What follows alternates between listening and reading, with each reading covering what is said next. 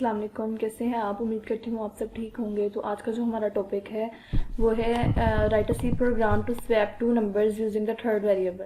मतलब दो नंबर्स हैं हमारे पास, हमने उसको स्वैप करना है। स्वैप बेसिकली किसे कहते हैं कि इसकी जगह उसको दे देनी है, उसकी जगह इसको दे देनी है, या नंबर्स को स्वैप कर देना है। ठीक है, मतलब अगर फर्स्ट वेरिएबल आपने कह लें कि ए आपके पास 5 था और बी की वैल्यू आपके पास 3 थी, तो आपने कहना है कि ए की वैल्यू 3 हो जाए और बी की वैल्यू 5 हो जाए। ठीक है, उन दोनों को स्वैप कर देना, उन दोनों की वैल्यूज को स्वैप कर देना है। ठीक है, इसको कहते हैं स्वैप करना। सबसे पहले उसका एल्गोरिथम बता देंगे। एल्गो क्या होता है बेटा? एल्गोरिथम वो होता है कि स्टेप बाय स्टेप इंस्ट्रक्शंस होती हैं जो हमने करना होता है। ठीक है, जो जो चीज़ें हमने परफॉर्म करनी है उसके स्टेप बाय स्टेप इंस्ट्रक्शंस। अब ये प्रोग्राम करना, तो सबसे पहले उसने इंस्ट्रक्शन दी हुई है कि प्रोग्राम को स्टार्ट करें, वेरिएबल्स को डिक्लेयर करें, इनपुट नंबर्स लें। ठीक है, जो दो नंबर आपने इनपुट लेने वो लें, फिर असाइन नंबर इनटू वेरिएबल्स को असाइन करें। ठीक है, फिर प्रिंट वैल्यूज बिफोर स्वैपिंग, एक आप प्रिंट करवाएं पहले बिफोर स्वैपिंग के, फिर swapping to numbers using third, एक तीसरा वेरिएबल लें और उनसे उनको स्वैप करें। वो मैं आपको नीचे जाके प्रोग्राम में बताती हूँ कि स्वैप कैसे करना है। उसके बाद डिस्प्ले करवा दें आफ्टर स्वैपिंग में। ठीक है, और प्रोग्राम को क्या कर दें, एंड कर दें। तो अब हम जो करेंगे प्रोग्राम की तरफ चलेंगे। तो प्रोग्राम में अब देखेंगे क्या कहता है प्रोग्राम हमें। तो प्रोग्राम में सबसे पहले उसने फर्स्ट लाइन में ही किया हुआ है जी, कमेंट किया हुआ है डबल बैक स्लैश लगा के, C program to swap the two number using third variable. तो बेसिकली कमेंट किस चीज़ के लिए यूज़ किए जाते हैं? कमेंट यूज़ होते हैं कि जो चीज़ इग्नोर हो जाए। ठीक है, इग्नोर करने के लिए हम कमेंट यूज़ करते हैं।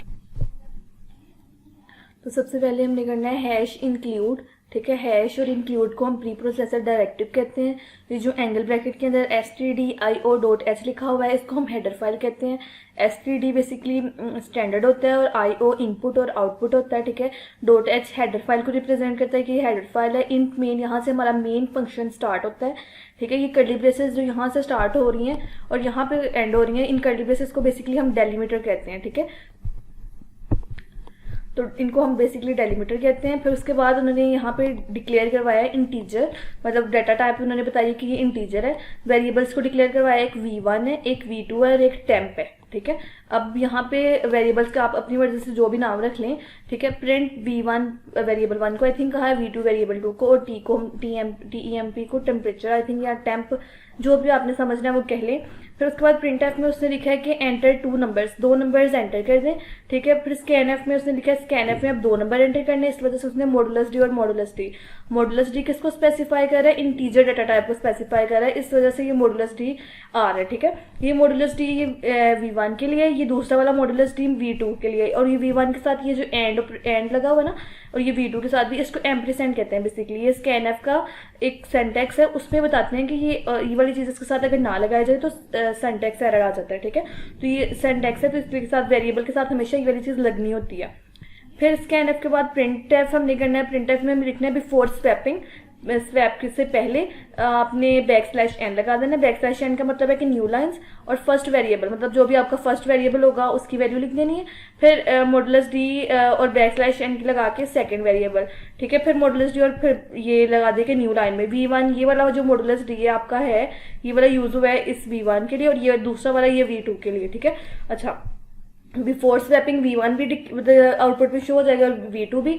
उसके बाद अब उन्होंने कहा है कि टेम्प हमारे पास, यहाँ पे हमने तीन वेरिएबल्स लिए थे ना, v1 और v2 की तो हम यूजर से इनपुट ले लेंगे। ये टेम्प किसकी यूज के लिए है? ठीक है, ये स्वैप करने के लिए बेसिकली यूज होता है। तब आपने कहना temp is equal to v1, मतलब v1 की वैल्यू किसमें चले गई है?